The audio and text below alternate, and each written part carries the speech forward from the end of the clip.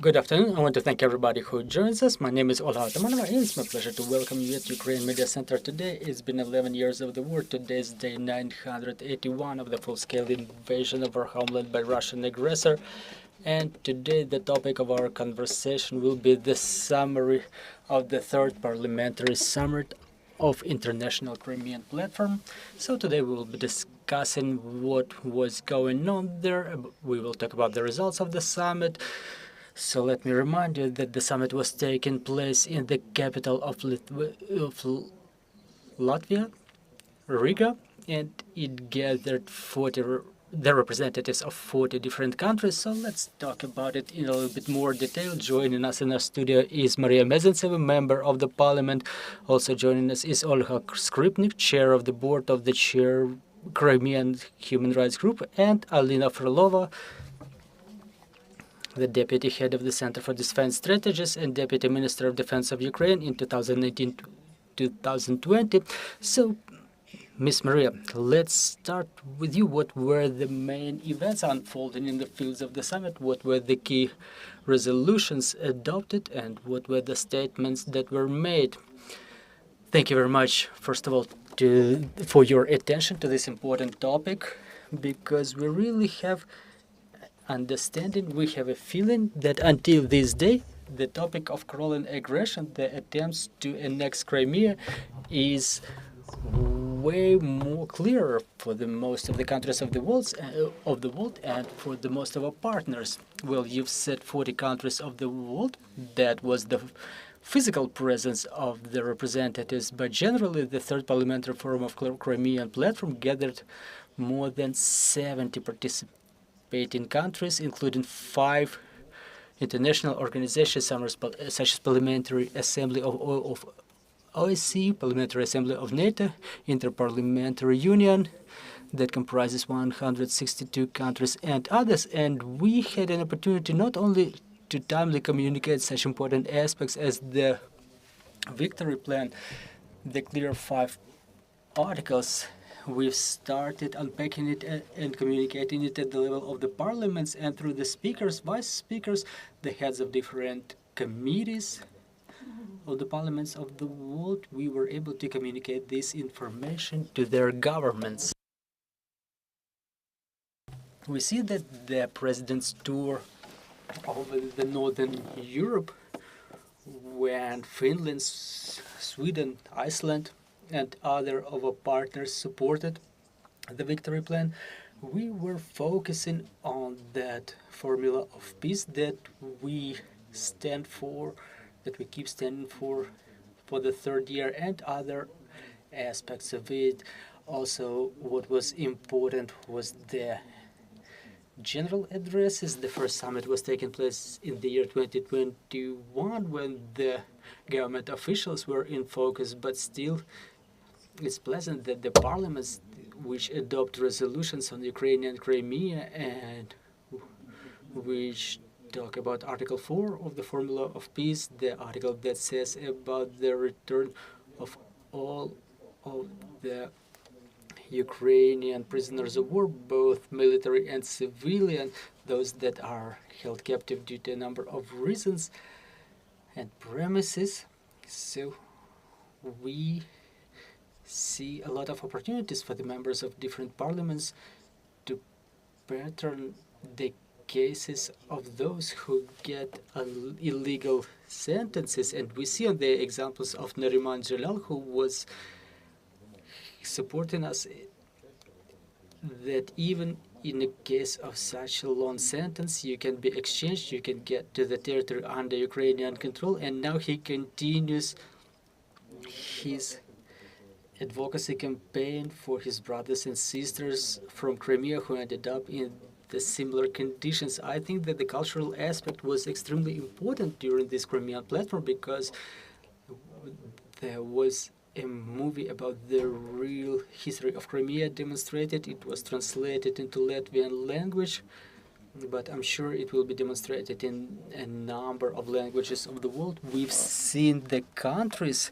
sometimes even competing to help Ukraine first, but what was important for us, to evaluate the expert community, not only the addresses of our parliamentary colleagues, but also the representatives of Crimean theater people who were explaining again and again to our partners from our African continent what was the fundamental reason of the aggression of this tragedy. And I think everybody was humbled by the fact that there was a call for fair peace, the special tribunal for the crime of aggression, the mechanisms of compensation that were launched on the platform, and what's important, it's the first time in the history of humanitarian law all of the victims of the casualties can report their material and non-material losses, different entities, including the businesses. Also, it's pleasant that Croatia, Latvia, and our partners from Czech Republic were hosting 3 forms of Crimean platform. I'm confident that's not the last Crimean platform. I think everyone agrees that it would be cool to hold another forum in Crimean Yalta or Bakhchisarai, just where it's supposed to be happening.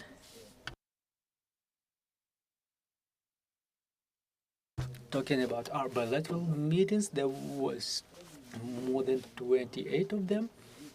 They were headed by Ruslan Stefanchuk, the Speaker of the Parliament, and we were discussing a number of different topics, and I was surprised that some countries who remain neutral in terms of supply of military aid were curious about the situation unfolding in Crimea.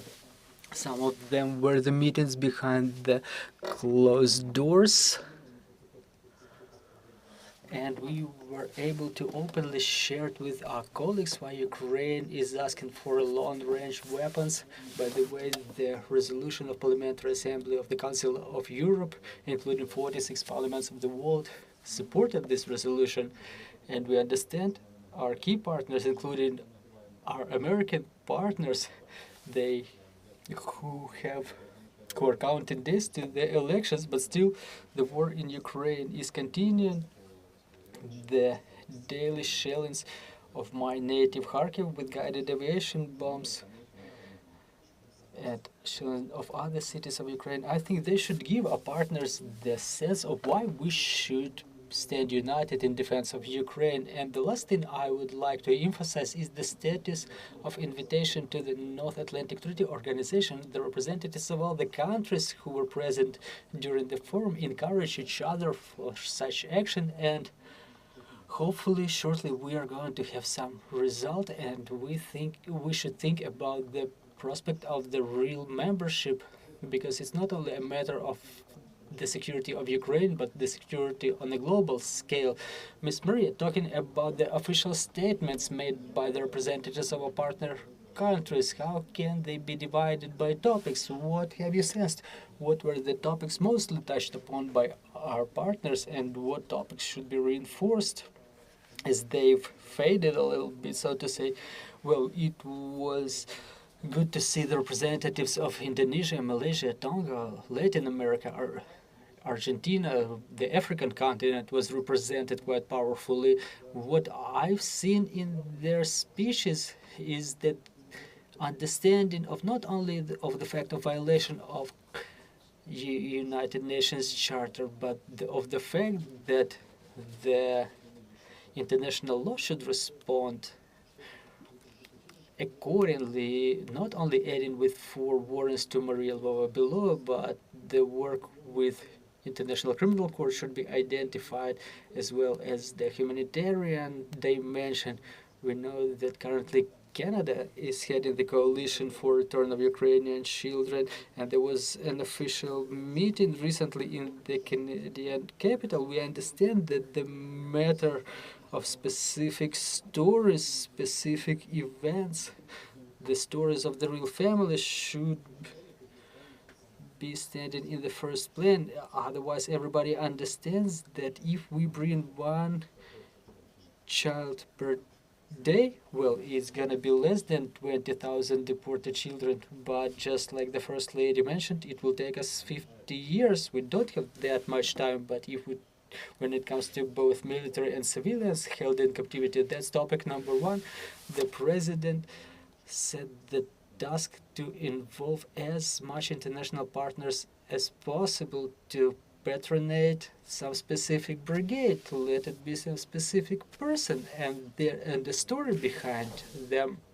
I think this is what agitated the Council of Europe when we were bringing the specific delegation of 10 wives, relatives, sisters of those who are waiting for their loved ones at home. And we know that the countries that will preside in different organizations such as Council of Europe, it will be Luxembourg, they will set it as priority number 1. I understand that, for example, Nariman was not focusing on the conditions of his captivity, but he did it for a reason, to be able to talk about the general story, about the stories of other people, and definitely no single resolution may demonstrate the pain experienced by the local population, the indigenous population of Crimea. And it's important that on top of 5 parliaments who've already did it, Latvian, Lithuanian, Estonian, Canadian, and Polish, to recognize as the events of the years 1940, 1944 as the genocide of Crimean Tatar people. It took a while to recognize Holodomor as a genocide of Ukrainian people, but now we're talking about protracted genocide that is still going on until this very day. So I think that's one of important policies that we can continue implementing on the parliamentary track. Thank you very much, Olga. Talking about the summary of the summit, from the point of view of the expert communities, what are the results that we can document? Is there a common vision of solution of Russian aggression? Well, thank you very much, Olga. I would like also to thank the security and defense forces, just like we do every day, for this another day of life. And I would like to express the sincerest words of compassion to the families of those who perished during the latest attacks in Kharkiv, Kiev, and other cities that suffer from Russian aggression. Basically, Russian aggression and the attacks on civilian infrastructure were one of the central topics. Me and Alina, we were representing the expert network of the Crimean Platform, which is one of the dimensions. And it's important to emphasize that despite all of the attempts of Russia to destroy us as the capital, all of the tracks of Crimean Platform, all of the architecture of Crimean Platform continues operating. And the parliamentary summit that has taken place in Latvia, in Riga, it only emphasized that fact that the expert dimension of Crimean Platform is an integral part of all of the processes around the platform. And basically all of the measures taken by our partners, they in fact were an integral part of the whole program, of the whole summit. Among them, important were the events that were aiming to discuss the genocide of Crimean Tatar people, just like Ms. Maria has just mentioned, but also the recognition of crimes committed against the indigenous population at this time, at this period. Also, the Majlis was holding an important event at the Museum of Occupation located in Riga. Also, there was a documentary demonstrated in a blackhead building. It has an historic meaning for Latvia. So again, it was an important event during which everybody had an opportunity to see a documentary called The Real History of Crimea, which is important during the hybrid war of Russian Federation, not only against Ukraine or Crimea, but against all of the civilized world. Latvia is also experiencing some Russian propaganda effects. Also, there was a number of exhibitions organized by the representative office of the president in Autonomous Republic of Crimea, which added additional sense of what's going on in occupation, what was going on during the year 1944, and what's going on now. And there was a program of discussions that we've organized in coordination with the expert network, specifically on the day of the summit on the 22nd of October. And we were focusing on 2 key topics that were focusing on Russia's accountability for the war crimes and definitely the security dimension. We had an opportunity to talk to the journalist in Latvia because we had a dedicated press conference in the eve of the summit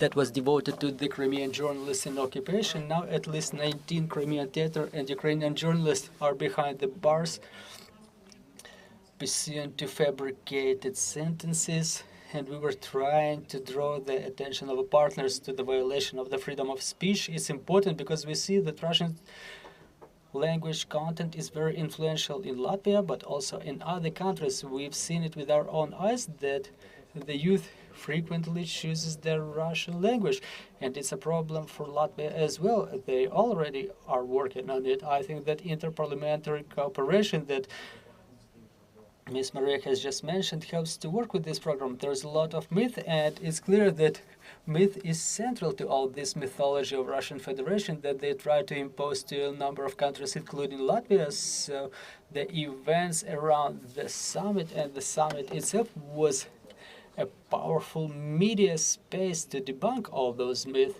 And it was pleasant to see that basically all of Riga was covered not only with Ukrainian flags.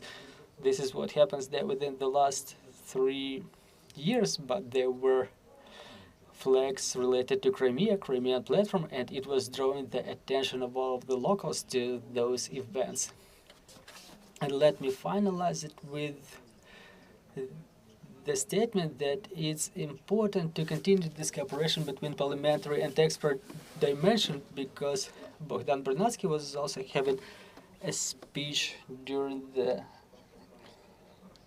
summit.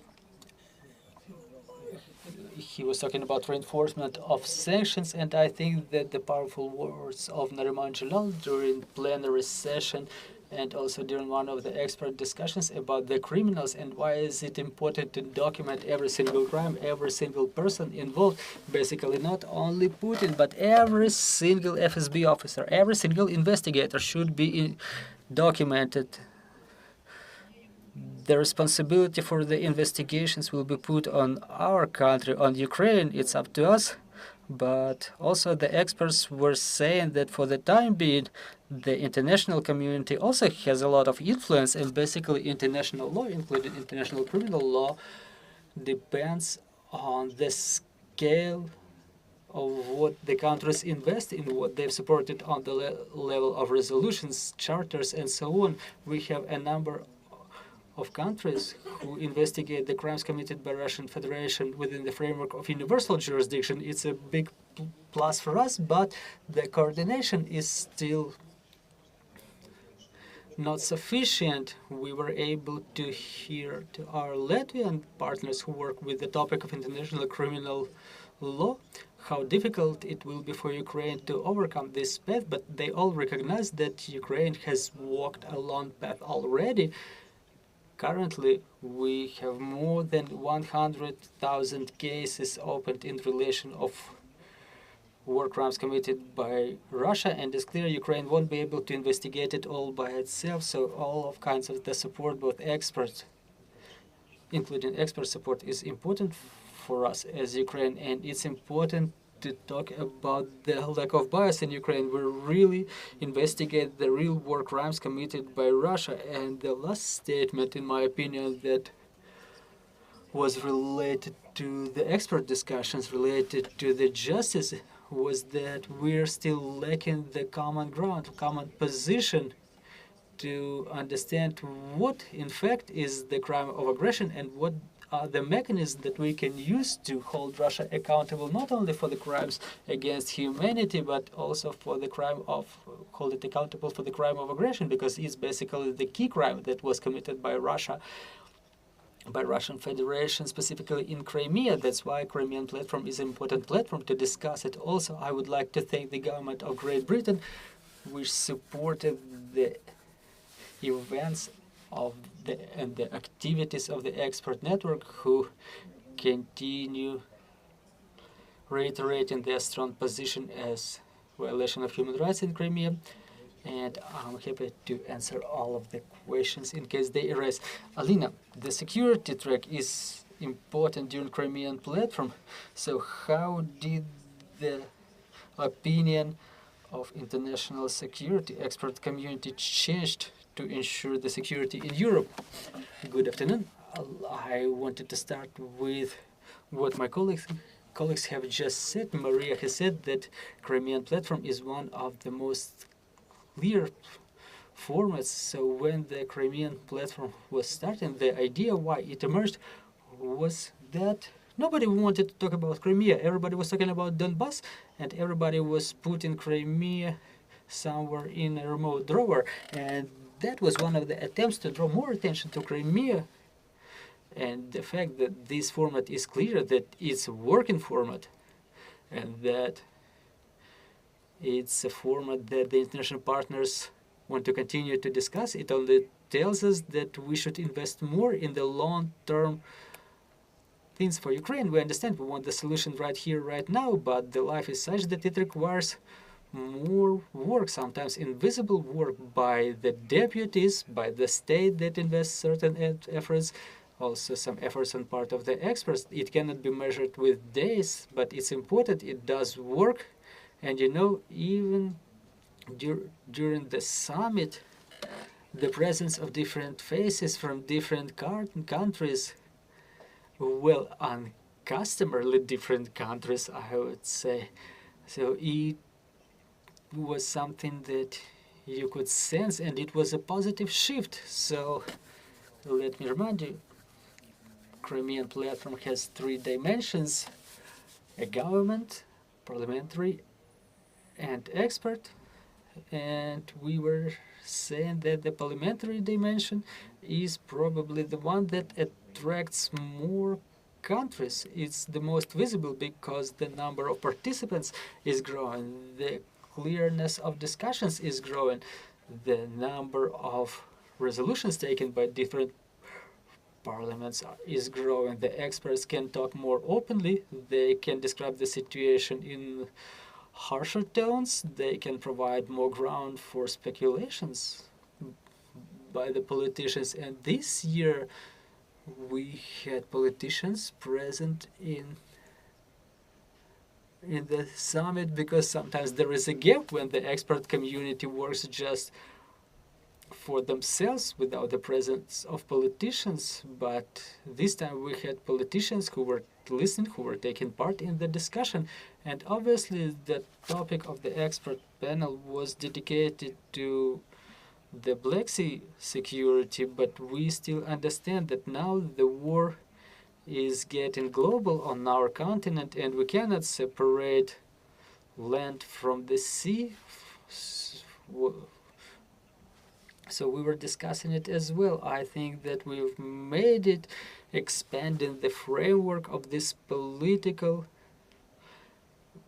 military political component, not only to the physical presence in the land and in the sea, but also over the war in energy sector, the war for political influences, because all of those components play their role as well. Also, there was interesting discussion about the energy vulnerability of Europe. One of our experts, Alexander Harchenko, very clearly described the node points that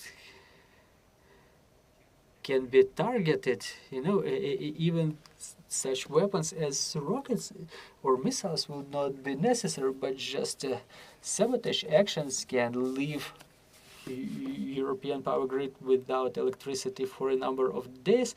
And we were discussing whether the citizens understand what to do in crisis situations. We touched upon our favorite topic. We were discussing it yesterday with Maria. So to say, the new Russian opposition, who in fact tries to promote the topics of Russia, Putin, and basically all that imperial narratives that are one of the threats for Ukraine for the time being. It was all discussed. We understand, on one hand, in Latvia, on a political, on expert level, we have our peers. Not only in Latvia, we made safely state so about the Nordic countries, Baltic countries, and we may think we should invest more efforts into countries that don't seem to be our partners. But again, the formulation of expert position is important because in Europe there is this tradition of the influence of experts on the development of new policies, on issue of new documents, whether open or closed, those that are being taken by the government not only into account but also as the roadmaps. I also would like to thank one of our Latvian experts who has quite an interesting biography. It will be interesting for many to get familiarized with his biography. He was born in Great Britain. He got the rank of brigadier general, and he then adopted the citizenship of Latvia because he was of Latvian origin. And his broad view on what's going on in political and military context, obviously, none of those present were not talking about the defeat, but everybody was discussing the vulnerabilities we should mitigate. It was clear. The plan was discussed. There is a vision of how Ukraine should move. I think that such resolutions, such platforms are important in terms of concentration of intellectual resources, because all of the negotiations let us an opportunity to set up new contacts, new links, which we can use to implement the ideas promoted by Ukraine. Thank you very much, dear colleagues. In case you have any questions, please let us know. And meanwhile, Ms. Maria, I'm still having another question. We know that as a result of the summit, there was a joint resolution adopted. So can you give us a little bit more color on this resolution? Well, it's resonant with our peace plan and victory plan, and some of the parliaments are already undertaking resolutions openly. Latvia has done so in the eve of our arrival. Quite an interesting configuration. It's mostly pro-Ukrainian. There are those parties who abstain from voting, or as we know in the new European perspective, they walk out for coffee. But why the importance of the parliament, not only Ukrainian but the global platforms, becomes more important? Because this is where the activities of the government start. They stimulate the activities of the government. For example, in our case, when we hear that the resolutions of Parliamentary Assembly of Council of Europe don't guide anything, I keep reminding that after the World War II there were no platforms for international criminal law that were establishing offices in The Hague, just like we've done, and the office is involved in evidencing the crime of aggression that we've started seeing from February 24, 2022, and we keep telling our partners International Criminal Court cannot hear to that case. It should be the special tribunal that the Council of Europe is ready to create and Ukraine is ready to support, because it took us more than a year, almost 2 years, to convince our partners that it shouldn't be United Nations due to the presence of Russia in the Security Council of the United Nations that would block all of our resolutions. So we had to write a 3-page document that the most of the countries of the world would be ready to work according to. And if we unpack every article in the peace plan, we can see that China can be interested to be involved in nuclear security issues. Now our Chinese partners are quite surprised with the activities deployed by the North Korea. We don't know how North Korea resorted to that type of activity without consultations with Crimea. and we were able to convince the new Secretary General of NATO, Mr. Mark Rutte, that now they are already present in the front lines. We already knew it more than a month ago, and we were communicating that information to our partners. So again, I would like to mention that we were able to really measure, so to say, the temperature in Bundestag. How is the speaker feeling? What are the threats that she's seeing for the Social Democrats? The growth of popularity of radical right forces? How is the policy formulated in the new Austrian parliament? We were talking to Vice Speaker and we've discussed the support of IDPs, the support of study in the universities. So there are high planes and there are lower planes. I cannot tell it mundane, but we're talking about solutions here that are improving the education of the children. So there are no less important topics. All of them are important. And walking in the streets of Riga, we were still hearing the Russian language. Less youth are speaking it, but we still see the political processes as they're influencing the support of the countries. Probably not the support, but the switch of focuses or pushing us to different actions that we are loath to do. Everybody agrees that our joint victory should come, and every single one of those articles should be bringing it closer. Of course, we were asking every country where they can. We know that the supply of weapons don't go directly, but they go through the third countries. So we were asking everybody to assist, to influence, and those statements that we see in Telegram channels, in the official platforms, to make those statements to be fulfilled as soon as possible, because there's a high price Ukrainian society is paying daily. Some were curious about the processes of mobilization. Some were asking about getting their military contingents involved in the conflict.